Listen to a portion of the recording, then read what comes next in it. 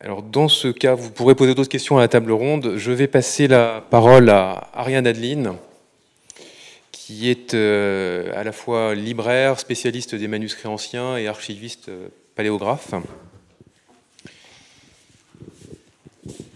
qui va aborder donc une communication dont le titre sera « Vendu en Italie, exemple d'aliénabilité d'œuvres provenant de collections publiques révélées par le commerce des livres anciens ».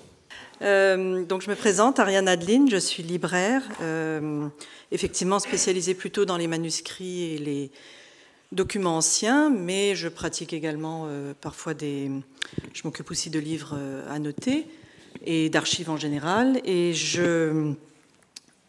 j'interviens donc dans cette journée consacrée à la provenance, la restitution et la protection du patrimoine écrit, et je remercie Nicolas Mallet, Angelica également, et tous ceux qui ont participé à l'élaboration de ce programme qui est un peu notre quotidien à tous, et moi tout particulièrement à cause de l'aspect manuscrit qui est évidemment concerné de très près par des problèmes de provenance. Donc voici le titre de ma communication, « Vendu en Italie, exemple d'aliénabilité d'œuvres provenant de collections publiques révélées par le commerce des livres anciens ». En anglais, j'avais titré « Sold in Italy, examples of Italian institutional deaccessioning », et le mot deaccessioning est important, « revealed by the rare book trade ». Et donc, je peux répondre à des questions en anglais si c'est nécessaire, mais je ferai ma présentation en français. Je vais être assez brève parce que je sais que la journée est assez longue. C'est plus presque un retour d'expérience que je vais vous proposer. Deux cas de figure liés à un pays qui nous est tous très cher, mais qui n'est pas le mien, qui est donc l'Italie. En tant que marchand, comment gérer des provenances italiennes, dans quelle mesure ces provenances, comment sont-ils sortis, et arriver à voir un petit peu, là j'ai pris deux exemples très concrets, et donc c'est pas du tout théorique, c'est vraiment pour expliquer un petit peu la position de libraire et ce qu'un libraire peut faire également pour faire avancer un petit peu les relations entre le public et le privé qui effectivement sont parfois tendues et pas toujours simples. Je m'occupe beaucoup de livres d'heures enluminés, de manuscrits enluminés, dont des livres d'heures. Ce livre d'heures que vous voyez, dont vous voyez deux feuillets, a été proposé à la vente publique ici à Paris. Donc cela signifie que le manuscrit était déjà en France depuis un certain temps. C'était une vente publique. Il a été acheté par un collectionneur américain, donc quelqu'un qui forcément voulait exporter en achetant auprès de la maison de vente. Il n'a pas fait une demande d'exportation en passant par la maison de vente, il a demandé à un marchand qu'il connaît bien et accessoirement celle qui va redécrire le manuscrit et effectuer des recherches, de faire une demande de certificat de sortie. Effectivement, quand je suis donc allée chercher le manuscrit chez le commissaire-priseur, j'ai eu le plaisir de voir qu'il y avait une superbe roue du compute avec une date, ce qui est toujours très précieux dans un livre d'heures, 1480. Mais il y avait également des traces d'estampilles. Une qui était totalement effacée, comme vous pouvez voir. Enfin, il y en avait même deux. Je ne sais pas si vous le voyez, mais il y a une première estampille plutôt losangée, une deuxième ronde, et puis ensuite une autre qu'on voit très très clairement. Cette seconde estampille est reproduite, se retrouve à la fin du volume, ce qui est tout à fait logique, au début et à la fin du manuscrit. Et puis des traces de cire rouge, certainement il devait y avoir un billet, une indication, peut-être un ex-libris, quelque chose qui était collé à cet endroit qui n'y figurait plus. Et en dessous, des traits de plume tout à fait élégants. Donc là, je vous fais un gros plan sur ce cachet, enfin sur cette estampille. Toute la question, c'était de... Alors, l'estampille se lisait très très clairement. Toute la question, c'était de savoir à quel moment il avait quitté cette bibliothèque. Alors là, les problèmes commencent parce que cette bibliothèque n'existe plus. Donc c'est la Biblioteca Popolare Circolante di Borgo di San Donnino qui a existé au XIXe siècle, qui s'est progressivement fondue dans d'autres bibliothèques et qui effectivement possédait à un moment ce manuscrit. Toute la question en tant que libraire, c'est comment est-il sorti de la collection de la bibliothèque, à quel moment. Au tout début, quand on cherche au tout début, on voit que cette bibliothèque n'existe plus, donc on est très inquiet. Donc, effectivement, c'est un manuscrit où, autrefois, peut-être qu'un certain nombre de libraires auraient dit « je n'y touche pas parce que il y a une estampille italienne d'une bibliothèque, c'est forcément problématique ». En faisant la demande de certificat, on a travaillé quand même avec le ministère pour essayer de savoir comment ce manuscrit est arrivé en France et surtout dans quelle mesure on avait le droit ou pas de le vendre. Et là, il est vrai que c'est un rôle important du ministère de la Culture qui est quand même au moment de la demande de sortie du territoire, il est important de quand même s'intéresser à ces cachets-là. Et c'était l'occasion, en tout cas pour moi en tant que libraire, de prendre contact avec la bibliothèque qui a hérité de cette collection. Comme son nom l'indique, la Biblioteca Popolare Circolante était une bibliothèque de prêt. Donc, a priori, vous pouviez même emprunter ce manuscrit, l'amener chez vous et le lire tranquillement. Les ouvrages étaient prêtés moyennant un abonnement payant. Elle est fondée en 1868 dans la petite ville de Borgo San Donnino, qui depuis a changé de nom. Il s'appelle donc Fidenza, en Émilie-Romagne. En creusant un petit peu plus, et avant même de prendre contact à la fois avant même de déposer la demande de sortie de territoire, j'ai commencé à regarder un petit peu. Et évidemment, je suis tombée, c'est assez facile maintenant avec les moyens modernes, je suis tombée sur un incunable qui est conservé à la Marciana, à Venise, avec exactement le même cachet. Donc, c'est un peu inquiétant quand on est libraire de tomber sur le même cachet dans une autre bibliothèque cette fois. Et je me suis dit, oula, est-ce que c'est même volé potentiellement à la Marciana?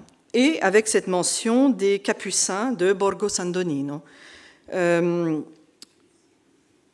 Avec la raison pour laquelle ce livre-là se retrouve effectivement à Venise m'interpellait un petit peu et je cherchais à comprendre. C'est bien indiqué qu'en fait, il a intégré tout à fait légalement les collections de la Marciana sans forcément savoir dans quelles conditions. Donc je n'étais pas tellement plus avancée. Ce que je savais, c'est que dans d'autres institutions italiennes, ce même cachet se retrouvait. Donc mes petites recherches ont permis quand même, grâce à ce site Archivio dei Possessori, de mieux comprendre cette bibliothèque circolante, de près. Elle est donc fondée en 1868, à partir de 700 volumes donnés par un certain nombre de collectionneurs et la collectivité. Et en plus, les volumes des fameux Capucins de Borgo San Donnino, ce qui fait que c'était quand même une bibliothèque vraiment intéressante, avec des incunables, des manuscrits, et toutes sortes de documents importants. Là, je vous positionne Fidenza, qui est pas très très loin de Parme, comme vous voyez. Le résultat de l'enquête. Alors, ce sur quoi je voudrais vraiment insister, c'est les réponses et les aides des bibliothécaires de la Biblioteca Civica Michele Leoni de Fidenza, parce qu'ils ont tout de suite répondu positivement, c'est-à-dire qu'ils ont tout de suite dit c'est l'occasion pour nous aussi de comprendre, parce qu'ils avaient bien remarqué que dans d'autres collections, cette estampille se retrouvait, mais ils ne savaient pas toujours exactement l'histoire de cette aliénation, en fait. Et donc, on a pu échanger beaucoup avec notamment Madame Botti, qui était donc conservateur à la Biblioteca Civica Leoni.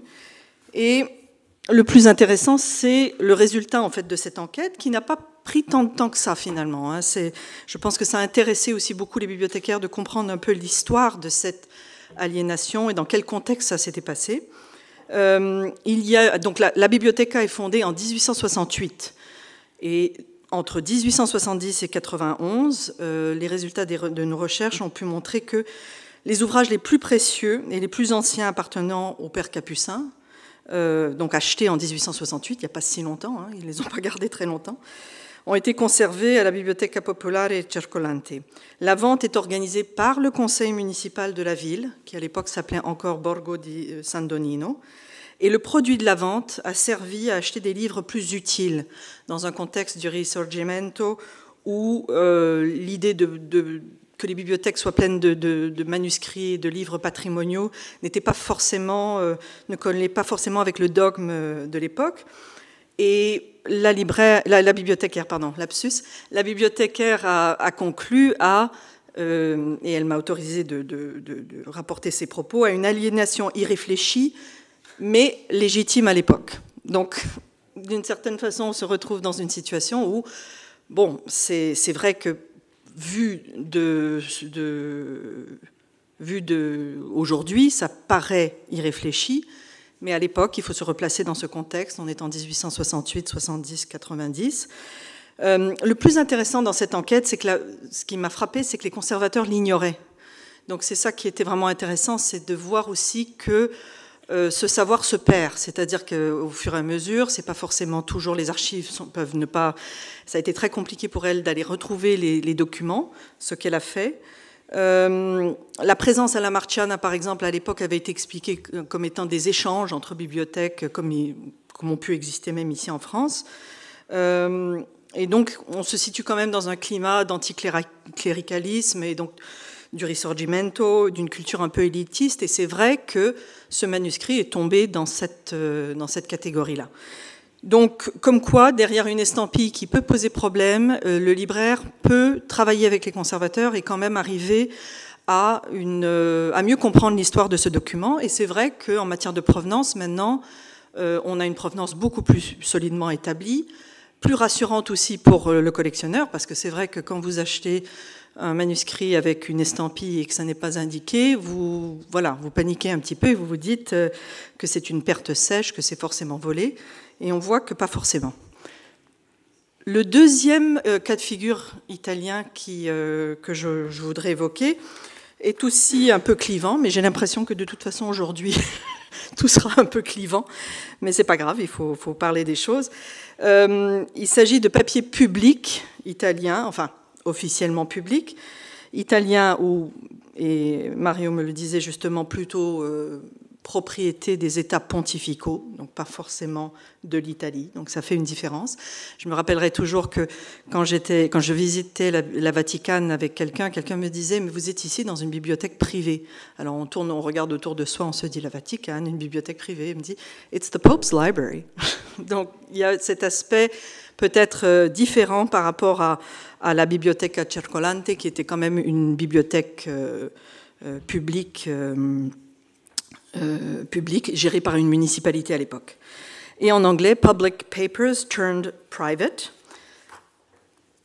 Donc je vous montre ici un tout petit échantillon d'un ensemble de 1749 feuillets de couverture de parchemin datant du XIIIe au XVe siècle, provenant d'anciens registres notariés italiens, enluminés avec des écritures, des textes inédits, avec des dessins, enfin tout pour plaire. En général, quand on dit ça à l'expert ou à la libraire, elle part en courant. Elle ne s'occupe pas d'archives notariées, d'archives enluminées, d'archives découpées, de tout ça, voilà, c'est un peu a red light, comme on dit.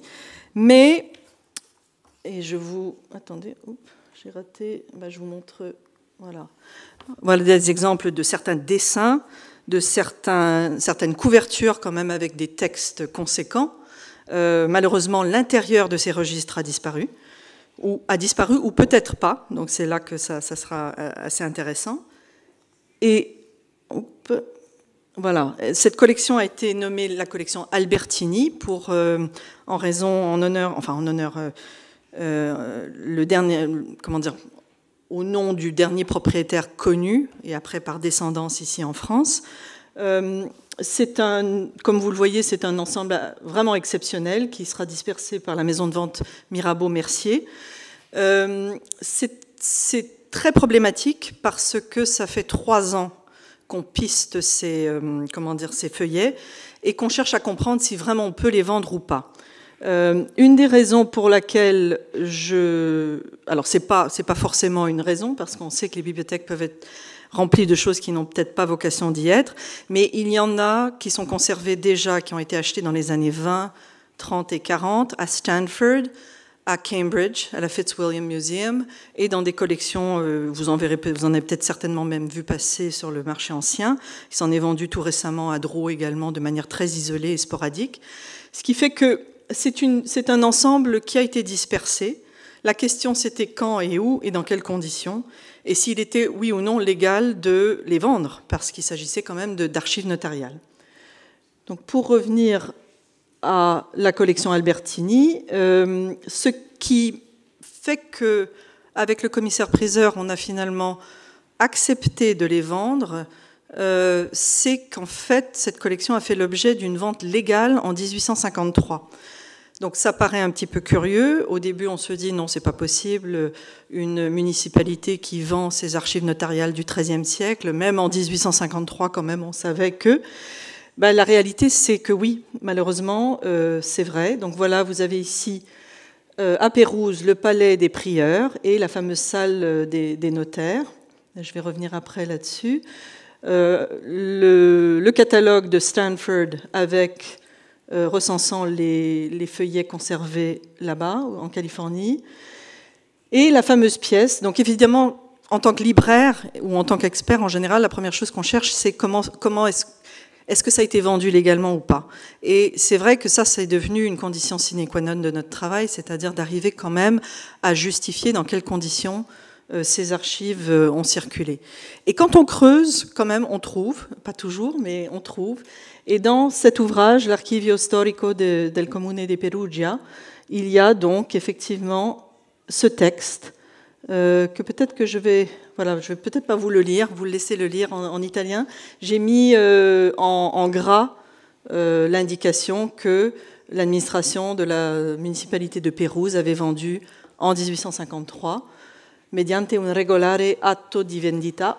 Et donc on a la preuve que ça a été dispersé légalement. Une autre partie a été confisquée comme spoliation de guerre en 1914-1918. Et donc cet ensemble, malheureusement, a subi bien des problèmes.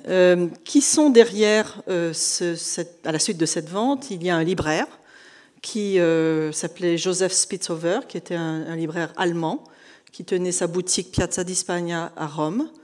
Et il y a un acquéreur, d'où le Luis Albertini, qui était un représentant de la légation du Pérou en France, qui explique la raison pour laquelle ces feuillets sont en France. Je reviens sur... je veux être un peu courte parce que je sais qu'il y a beaucoup d'interventions.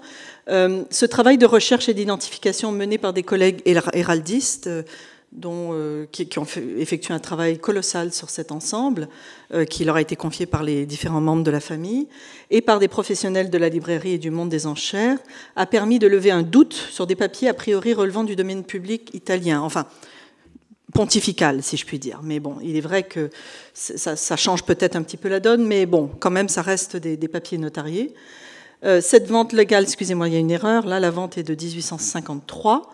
Cela ne résout pas forcément la raison motivant cette vente, mais prouve que cela a bien existé en Italie à une certaine époque, et pas uniquement dans un contexte de doublons, parce qu'on sait que souvent les doublons, le désherbage, etc. existent, mais dans ce contexte-ci, il n'y a pas de doublons. Chaque pièce est unique et chaque pièce est un document précieux.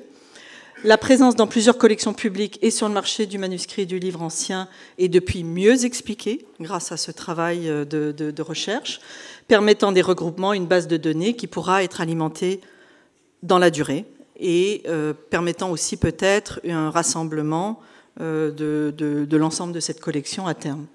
Mais cet exemple, en fait, c'était pour montrer encore une fois que la collaboration entre libraires, maisons de vente aux enchères et comment dire, et bibliothèques et archives permettent parfois de révéler et de mieux comprendre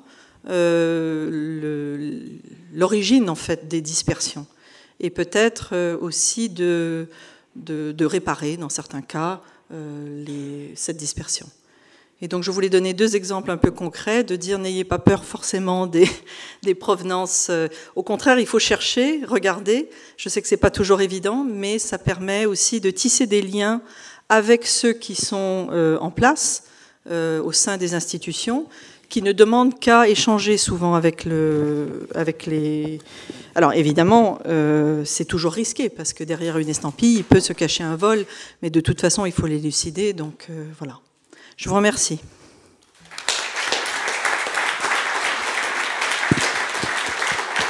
Voilà, je vous mets... et pour nous accompagner, un petit... Oh, bah, il est parti, voilà, un petit griffon. Je remercie vivement Ariane Adeline pour cette passionnante intervention et un parfait exemple de collaboration entre le marché du livre ancien et le monde des bibliothèques. Est-ce que vous avez des questions pour Ariane ? Je peux poser une première question en attendant. Vous pourrez évidemment poser aussi la table ronde. Pardon ? Non, personne n'intervient, ok. Une question que j'ai envie de poser à Ariane, c'est ce travail très long, ce travail de longue haleine, que les libraires ont plaisir à faire, évidemment. Est-ce qu'on peut le faire pour n'importe quel livre ? À partir de quel seuil, toi, Ariane, tu vas faire ce travail ? C'est-à-dire quel seuil financier, quel seuil intellectuel, à partir de quand ça te paraît valoir la peine de le faire, en fait ? C'est vraiment... Bon, je dirais qu'en tant que... Moi, je suis un peu chercheuse, donc je vais que ça vaille 200 €, que ça vaille, voilà.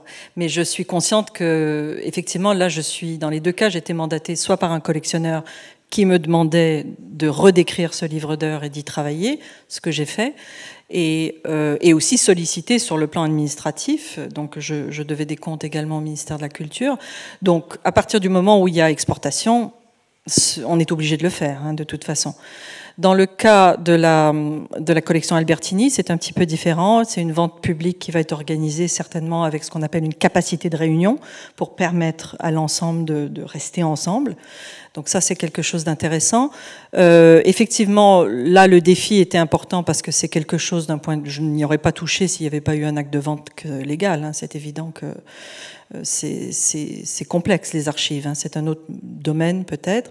La question, c'est par rapport à partir de quel seuil. Je pense que s'il existait peut-être des forums d'échange, ça serait plus facile de parler aux bibliothécaires, parce que les bibliothécaires, souvent, savent où aller chercher l'information. Et la plupart du temps, veulent savoir pourquoi ils ont aliéné. Ils ne savent pas toujours. Et donc, ils sont plutôt friands de ce contact. Moi, je n'ai jamais reçu une fin de non-recevoir en disant « c'est à nous, point final ». Au contraire, ce sont des échanges. Donc, voilà.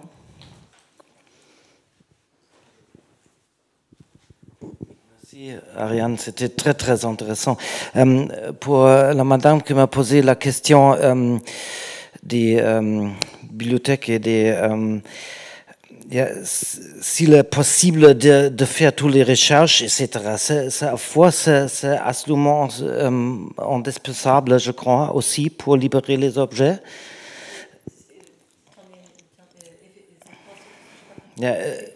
If it is possible to get the object free, and I think we have to take the research to that, but sometimes it's very expensive, as you said.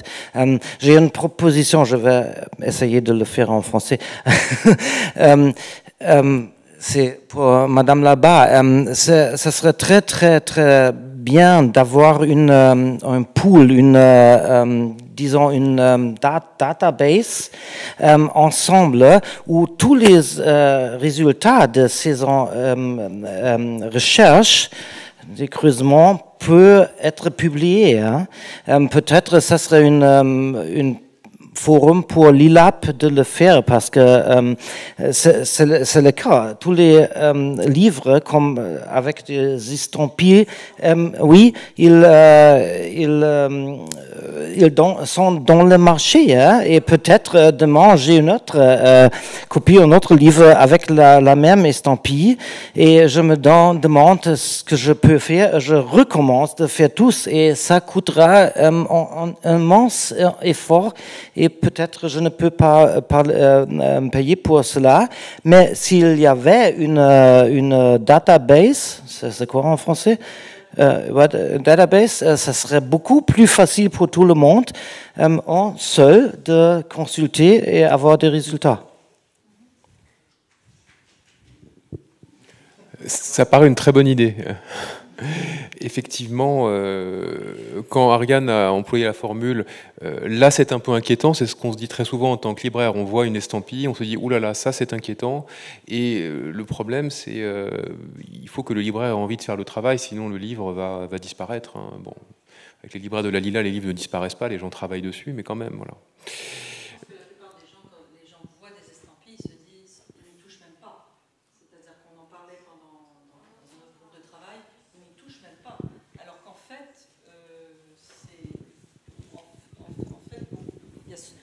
Il y a souvent des explications qui ne sont pas forcément liées au vol, qui sont liées à ce 19e siècle qui est complexe, qui n'est pas forcément tout tracé, à des choix qui ont pu être faits à certaines époques, à des doublons qui sont vendus. Bon, pour les manuscrits, c'est très compliqué de justifier la notion de doublon, mais on voit qu'il y a eu beaucoup de ventes de manuscrits, beaucoup plus qu'on ne pense, beaucoup plus d'archives.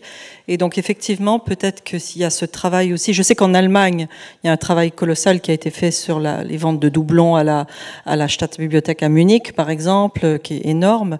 Et j'ai vu l'estampille de Munich qui était là. Je ne sais pas si la même chose a été faite en Italie et même en France. En France, c'est un petit peu différent, mais le problème des doublons se pose aussi un petit peu. On en parle parfois, ça a existé. Tandis qu'en Italie, ça semble avoir été beaucoup plus répandu qu'on ne pense, en fait. Mais voilà, peut-être que notre Italien... Oui, il y a des travaux aussi, notamment je sais que M. Barbieri est en train de faire des listes, des tampons, etc. Si je dois me concentrer un moment sur la situation italienne, c'est la